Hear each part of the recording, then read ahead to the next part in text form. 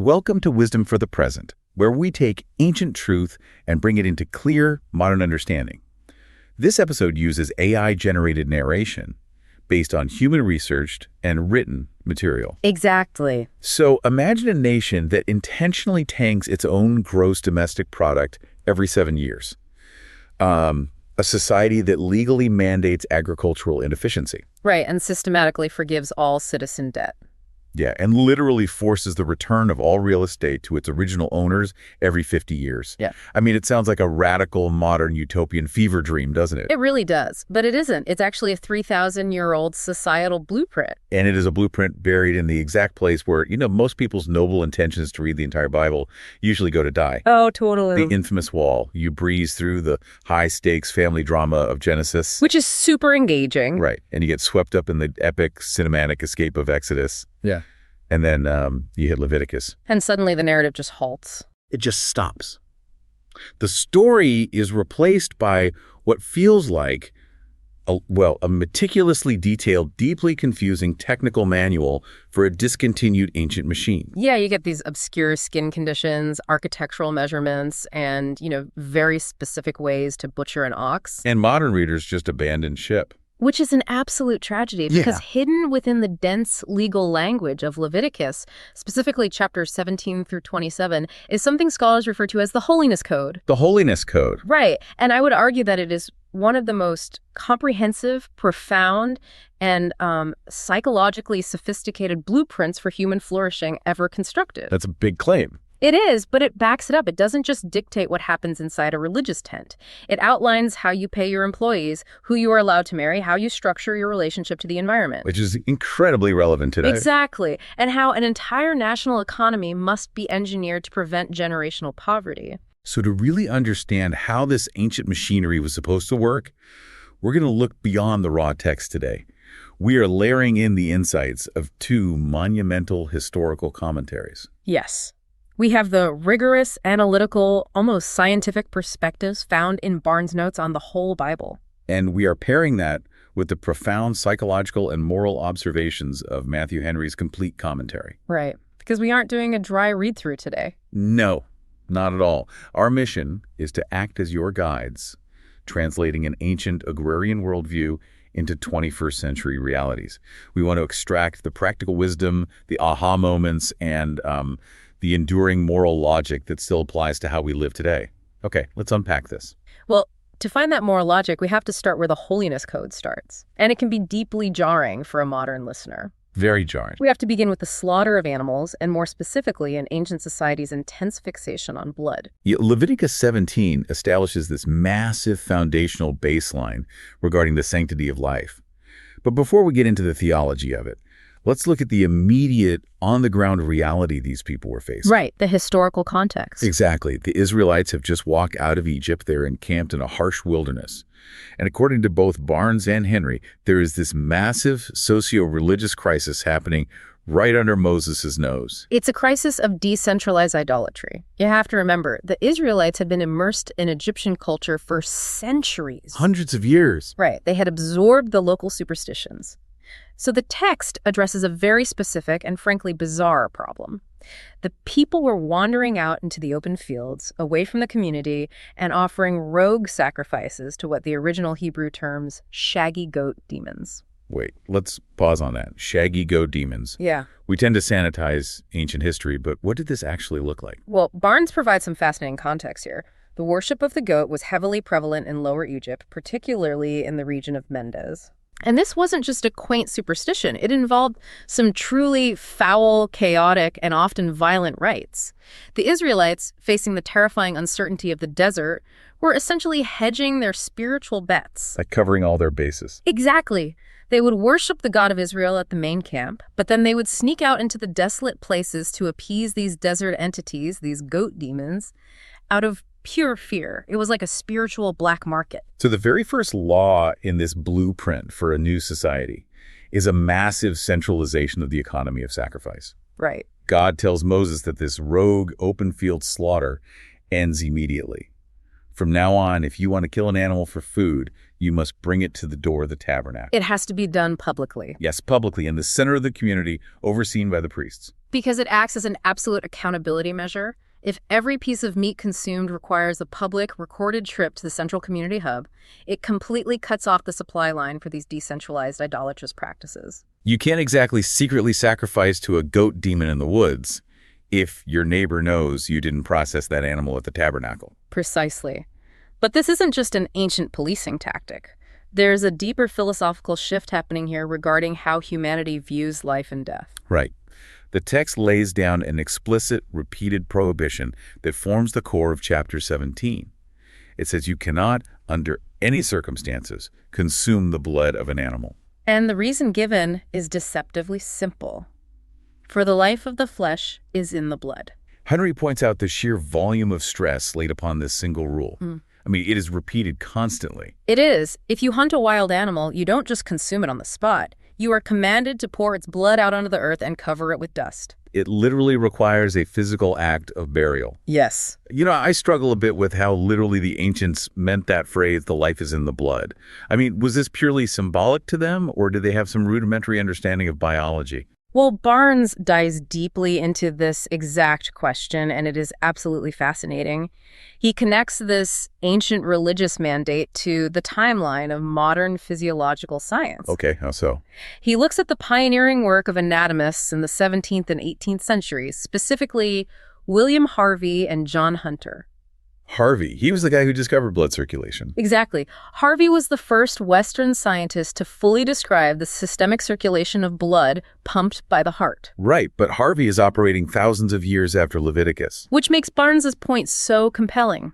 Harvey concluded through observation that blood is the fountain of life, the first to live and the last to die, and the primary seat of the animal soul. Wow. And later, John Hunter took it further, inferring that blood is the absolute seat of life because all parts of the human frame tissue, bone, muscle, are formed and nourished entirely from it. That's incredible. Barnes even cites Milne Edwards, who observed that if an animal is drained of blood until it appears entirely inanimate and then fresh oxygenated blood is injected, the seemingly dead body will suddenly return to life. That is wild. It proves a profound biological truth that the ancients recognized long before the invention of the microscope. Blood is the literal vehicle of vitality. So because it holds the life, the Holiness Code dictates that it is what makes atonement on the altar. Right. It represents the ultimate currency of existence.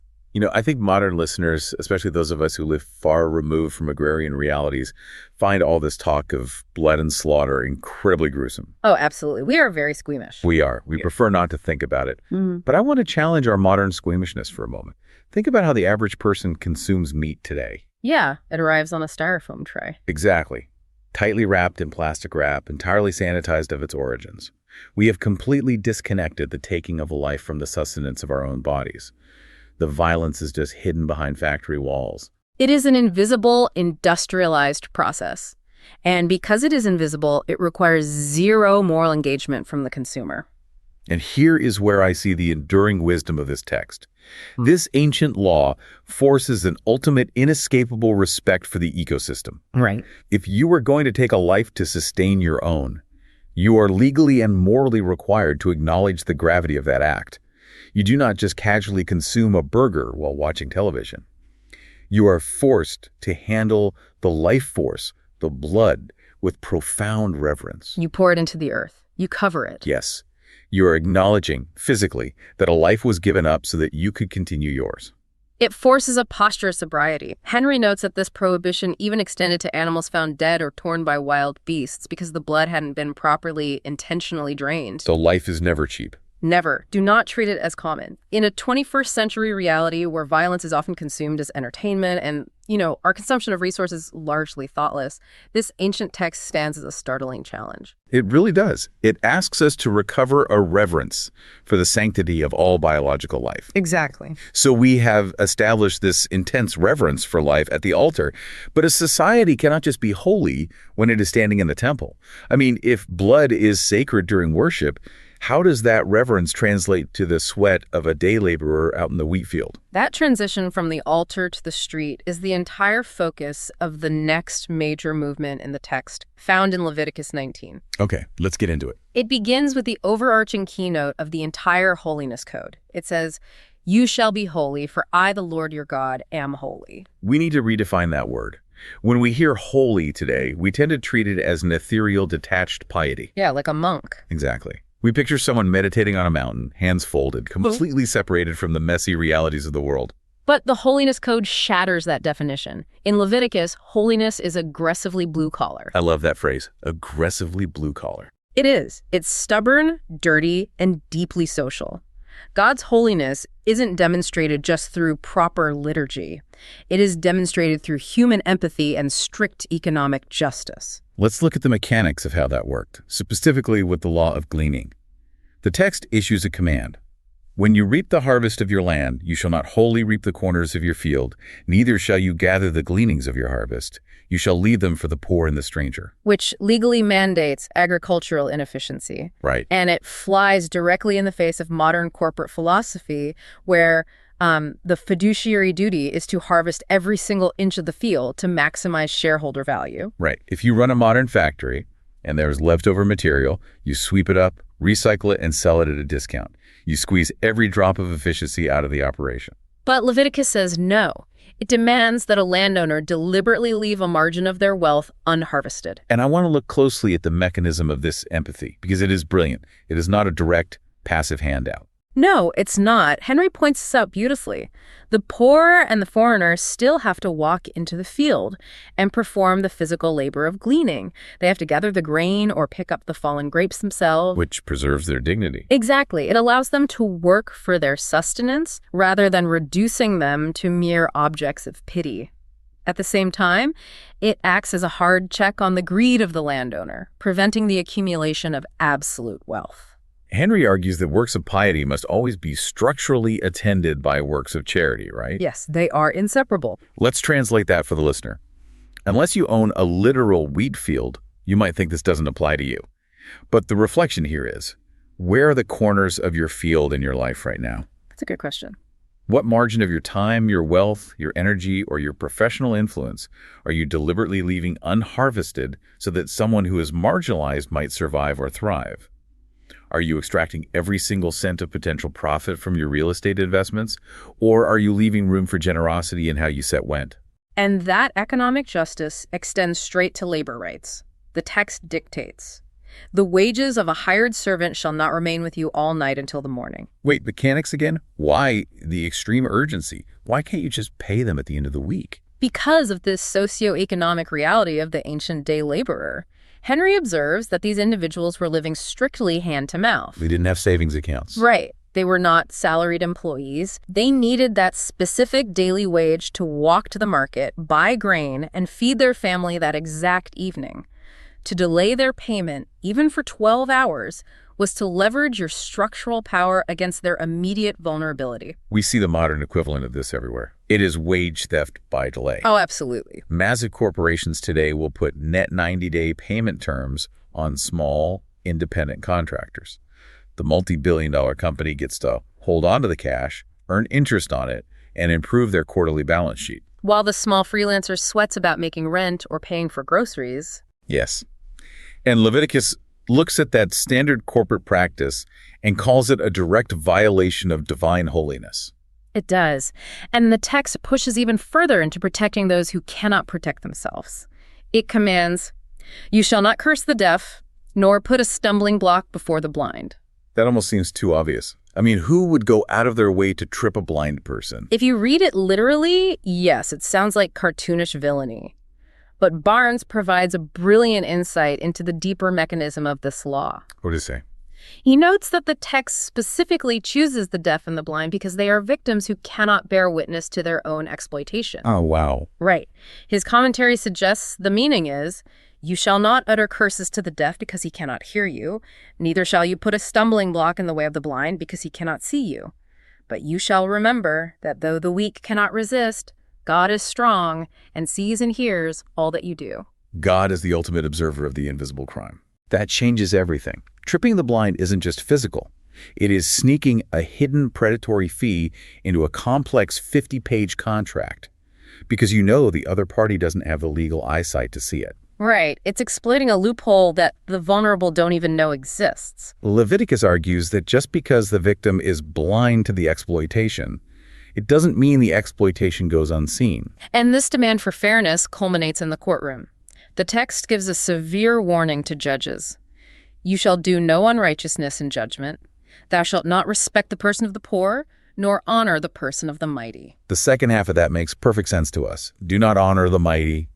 Do not let the billionaire buy his way out of a crime. We hate a two-tier justice system that favors the rich. Right, we all agree on that. But the first half, do not respect the person of the poor in judgment, feels uncomfortable. Why wouldn't a holy society want to favor the poor? Because if the law bends based on socioeconomic status in either direction, the integrity of the entire system collapses. Okay, that makes sense. Henry's commentary is incredibly sharp here. He insists that justice must never be perverted, not even out of pity for the destitute.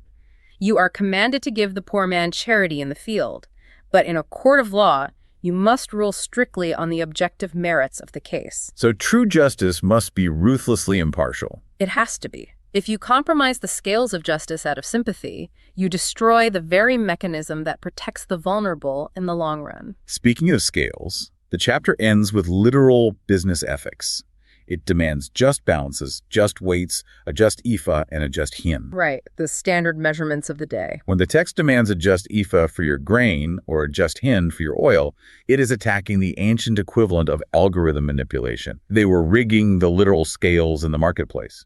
Henry has a biting critique of this practice. He says that using false weights is like corruption in judgment. It cheats under color of justice. Cheats under color of justice. That is a phenomenal phrase. It really hits hard. Because when a mugger robs you in an alley, you know a crime has occurred. But when a merchant shaves a tiny fraction of weight off the scale, or, when a modern company subtly shrinks the volume of a product by 10% while keeping the packaging and price the same. Shrinkflation. Exactly. You are being stolen from while pretending to engage in a fair consensual transaction.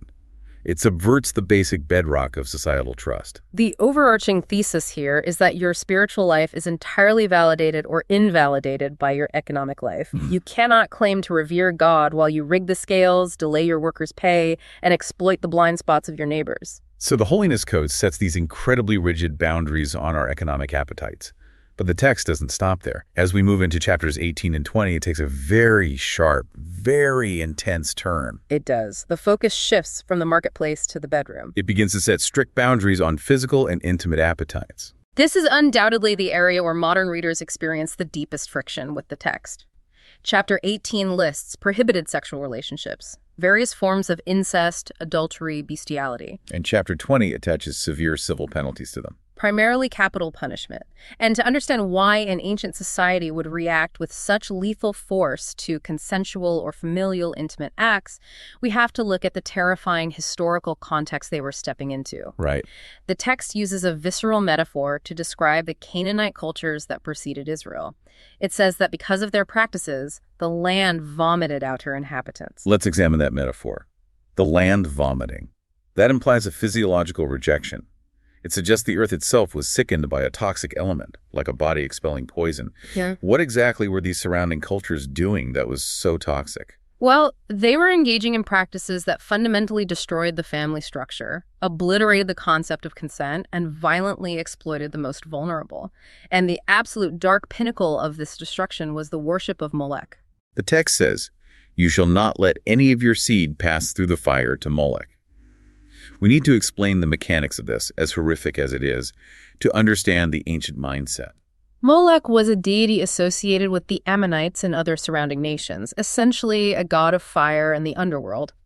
The primary religious rite involved parents bringing their own infants and placing them into the superheated bronze arms of the idol. Literally burning their children alive. Yes. Historical accounts suggest they would beat loud drums during the sacrifice to drown out the screams of the child so the parents wouldn't waver. That is just incomprehensible. And why did they do this? To secure agricultural prosperity, military victory, or personal success from the gods. Which is the absolute darkest manifestation of human self-interest conceivable. You are literally incinerating the next generation to secure your own comfort and prosperity in the present. It's horrific. Henry makes a profound observation about this. He notes that the text specifically calls this act a profanation of God's name. Why? Because by sacrificing your child to Molech, you are publicly declaring to the world that you owe more to this false god of wealth and security than you owe to the creator of life, or even to your own offspring. It is a terrifying transaction. And when we look at the sexual prohibitions alongside the prohibition of Molech, we begin to see a unified theme. What's the theme? These laws are about the absolute necessity of protecting the family structure, guarding the vulnerability of children, and preventing the abuse of power. In the ancient world, incest, bestiality, and adultery were not viewed merely as private indiscretions between autonomous individuals. Right. They were acts that shattered the social fabric. Yeah. They created profound relational trauma, confusing family lines, and almost always involved severe power imbalances where dependents were abused by patriarchs. I understand the historical context, but I have to push back here on behalf of the modern listeners. Please do. We live in a culture that views personal autonomy, especially regarding sexual ethics, as the highest possible good. Any restriction on consensual adult behavior is viewed as inherently oppressive. Yes, that's the modern lens. And when you read that ancient Israel punished these boundary violations with stoning or burning, the immediate modern reaction is to throw the whole book away as barbaric. How do we extract enduring wisdom from a text that prescribes execution? That requires deep discernment. We have to separate the enduring moral logic of the text from the harsh civil penalties of an ancient theocratic state. Okay, that's an important distinction. You have to remember that Israel was a fragile, newly formed nation fighting for its existential survival in a brutal, violent world. The capital punishments were the blunt instrument of the state used to radically purge behaviors they believed would lead to societal collapse and divine abandonment. So we do not live in ancient Israel. Those civil penalties do not apply to modern secular democracies. Exactly. But the vital question remains. Does the underlying moral logic that physical intimacy requires strict boundaries to prevent communal destruction still hold value? I think we have to change our analogy. Modern culture views almost any sexual or intimate boundary as a cage. It restricts my true self. It keeps me locked in. Right. But what if we try to view these ancient laws more like guardrails on a treacherous mountain road? Think about the function of a guardrail. It isn't there to ruin your drive. It isn't there to stop you from experiencing the beauty of the mountain. It's there because the drop-off is 3,000 feet straight down. Yes. And if you swerve off the road, you won't just destroy yourself. You will take out everyone riding in the car with you. That is a highly accurate way to view the Holiness Code. The text itself validates that perspective. It says, "Keep my statutes and ordinances, which if a man does, he shall live in them." To produce life, not suppress it. Exactly. The boundaries are not designed to suppress life. They're designed to produce and protect life. When a society abandons all boundaries on its physical appetites, who historically suffers the most? It's never the powerful. Never. It is almost always the vulnerable. Women, children, the economically dependent. The Holiness Code argues that human intimacy is incredibly powerful, much like fire. And fire needs a fireplace. Right. When fire is contained within a fireplace, it warms the entire house. When it is uncontained and allowed to spread wherever it wants, it burns the house to the ground. We've seen how the text organizes our wealth and organizes our bodies to protect the community. But Leviticus doesn't stop at physical space. In chapter 23, it demands that we organize our time. Yes. Because time, according to this ancient worldview, does not belong entirely to the employer. It doesn't belong to the state. It belongs to the divine. Chapter 23 outlines an elaborate system of sacred time, what it calls the appointed feasts, or the holy convocations, and it establishes the baseline immediately with the weekly Sabbath. 6 days shall work be done, but on the seventh day is a Sabbath of solemn rest. Right. It demands a complete cessation of servile work. It is the ultimate, legally mandated disruption to the grind. Yes. And from that weekly rhythm, it zooms out to map the entire annual calendar. In the spring, you have Passover and the Feast of Unleavened Bread, which was a time dedicated entirely to remembering their historical deliverance from Egyptian slavery. Exactly. Shortly after, you have the Feast of First Fruits and Pentecost, which arrive concurrently with the early grain harvests. Which is a brilliant mechanism for humility. It really is. They aren't allowed to just harvest the grain and take all the credit for their agricultural genius. They are commanded to stop the harvest, take the very first yield, and acknowledge that God is the ultimate provider of the crop. Exactly. Then the calendar moves to the fall, the 7th month. It begins with the Feast of Trumpets, a memorial of blowing horns, essentially a loud, jarring wake-up call for the new civil year. A literal alarm clock. Yes. And that is followed just days later by the Day of Atonement, or Yom Kippur. This was the singular day of the year dedicated to national fasting. The text explicitly says that people must afflict your soul. It was a day of intense communal mourning to deal with the collective guilt, failures, and sins of the nation. And then finally, just 5 days after Atonement, you have the Feast of Tabernacles, or Booths. What happens then? For 7 days, the entire nation leaves their permanent stone houses and lives in temporary shelters to remember their vulnerable, nomadic journey through the wilderness. I find the psychological engineering of this calendar absolutely fascinating. Many ancient traditions had festivals that aligned with the natural agricultural seasons, celebrating the spring planting or the fall harvest. Sure, that was coming. But Israel uniquely layered profound historical and spiritual memory directly over top of these natural cycles. They weren't just celebrating the arrival of the rain, they were remembering the exodus from Egypt. And look at the psychological transition required in the fall. I want to emphasize the brilliance of placing the Day of Atonement right before the Feast of Tabernacles. Think about what that demands of a human being. It's a huge emotional swing. It is. You go through a day of intense, agonizing self-reflection. You fast, you afflict your soul, you confront all your moral failures and the ways you have harmed your community. The high priest makes atonement, and the slate is wiped clean. Right. And immediately, almost before you've recovered from the fast, you are commanded to launch into a 7-day camping trip, essentially, which is defined by mandatory feasting, rejoicing, and communal joy. You weep bitterly over your sins, and then you are commanded to party because you are forgiven. Exactly. You aren't allowed to wallow in guilt forever, and you aren't allowed to celebrate without first confronting your darkness. That is incredibly healthy psychology. It forces a balanced human experience. So bringing this into modern translation, we are currently living in an epidemic of burnout. We have smartphones that keep us tethered to our corporate emails at 11 o'clock on a Sunday night. We never clock out. Never. We are constantly producing, and when we aren't producing, we are constantly consuming. We have entirely collapsed our identity into our output. I look at the Holiness Code, and I feel like it is looking directly at our modern lives and saying, you are living like slaves in Egypt all over again, but this time, you are your own Pharaoh. That is the precise danger. You have to remember the context of the Sabbath. The Sabbath was the ultimate sign that they were no longer slaves. How so? A slave has zero control over their time. They work until the master tells them to stop. A free person has the agency to rest. When we refuse to rest, we are voluntarily returning to the psychological state of slavery. So the practical reflection for the listener here is pointed. Are you defining your worth entirely by your productivity? What does the rhythm of your week actually look like? It's a hard question to answer, honestly. It is.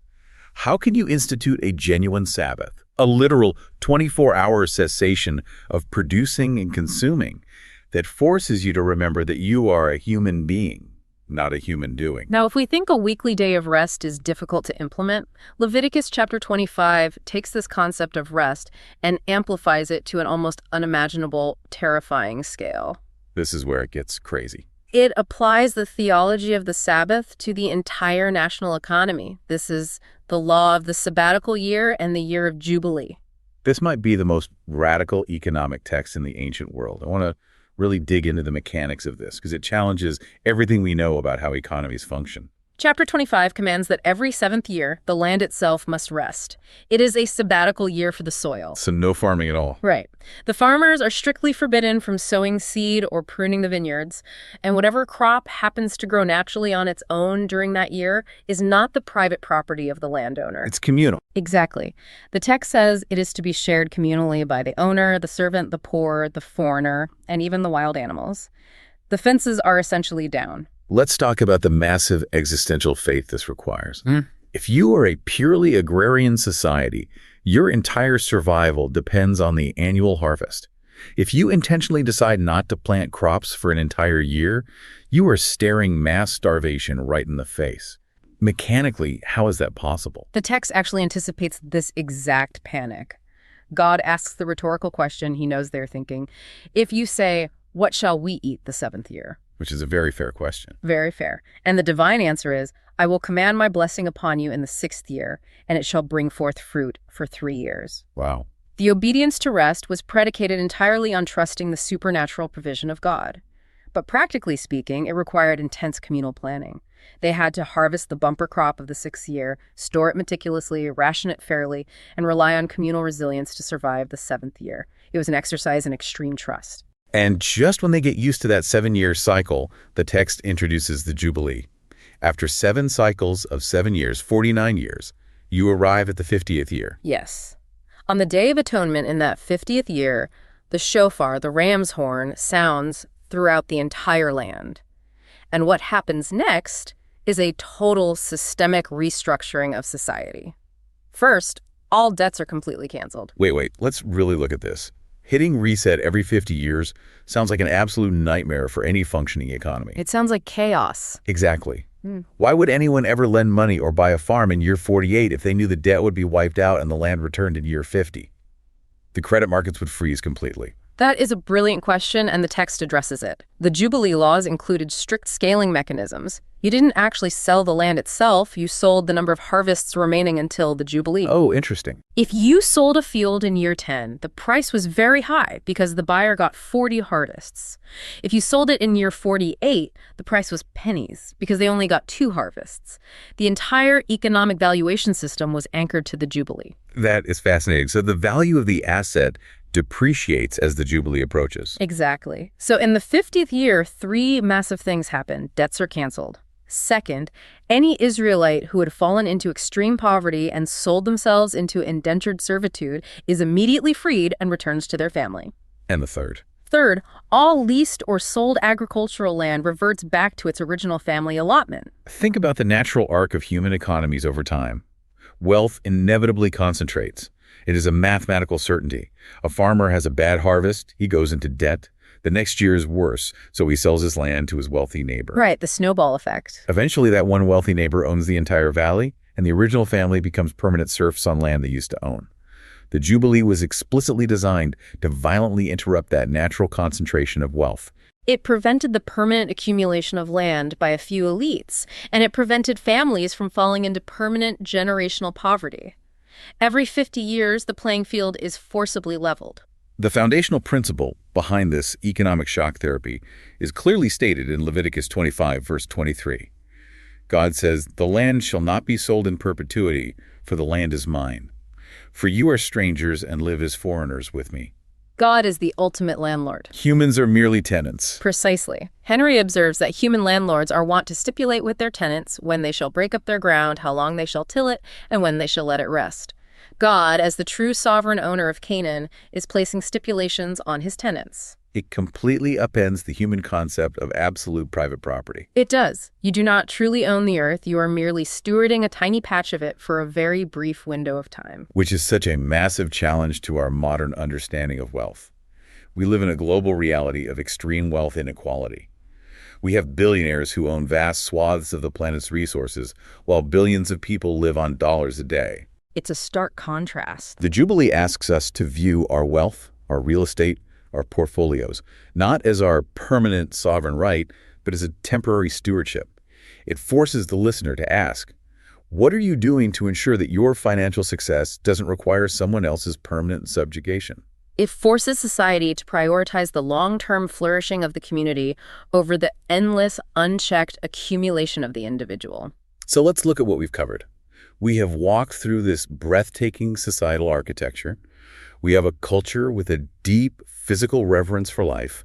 We have an economy built on empathy for the marginalized. Families protected by strong boundaries. Yes, we have a calendar that prioritizes rest and memory. And we have a 50-year reset button to prevent systemic poverty. It sounds like a perfect utopian dream.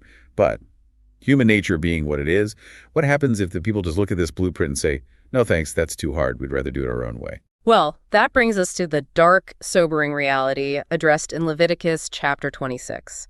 This is the chapter of blessings and curses. It lays out the stark, inevitable law of cause and effect for a nation. Let's start with the blessings. God first details the blessings of obedience. He promises rain in its exact season, abundant harvest so massive that the threshing continues right until the vintage, peace from wild animals, and absolute military security. That sounds amazing. But the ultimate blessing is purely relational.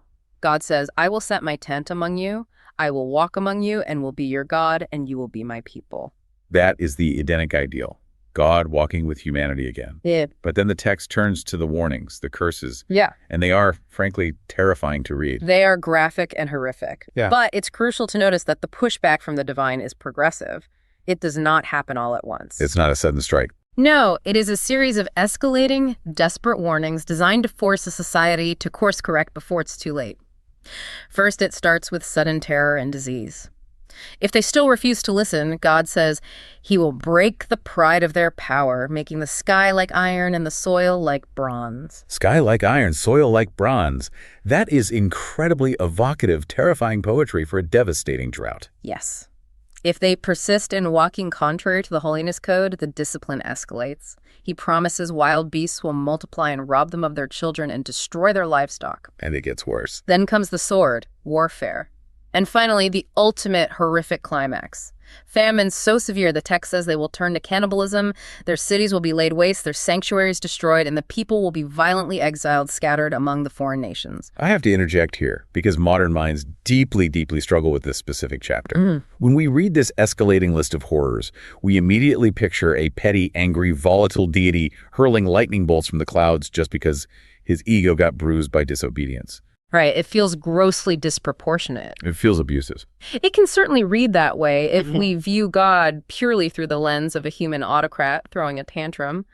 But if we step back and look at the broader moral logic of the holiness code, we see a completely different mechanism at work. What's the mechanism?